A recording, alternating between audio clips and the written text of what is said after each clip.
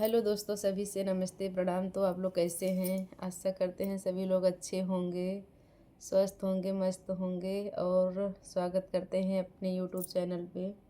हम लोग लेकर आए हैं एक पुराने पारंपरिक भजन गीत। कैसे लगेगा ज़रूर बताना। बगिया लगाए चला जाया परदेसिया, बगिया लगाए चला जाया परदेसिया।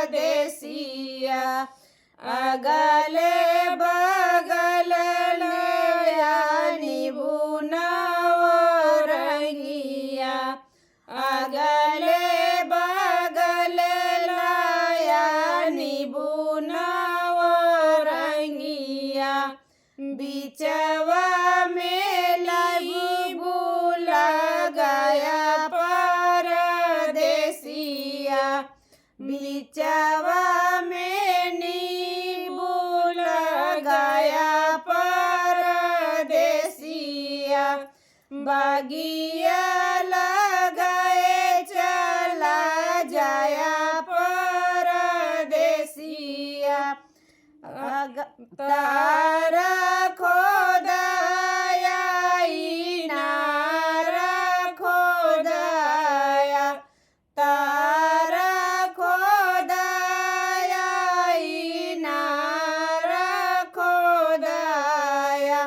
बिचवा में घटवा बनाया परदेसिया, बिचवा में घटवा बनाया परदेसिया।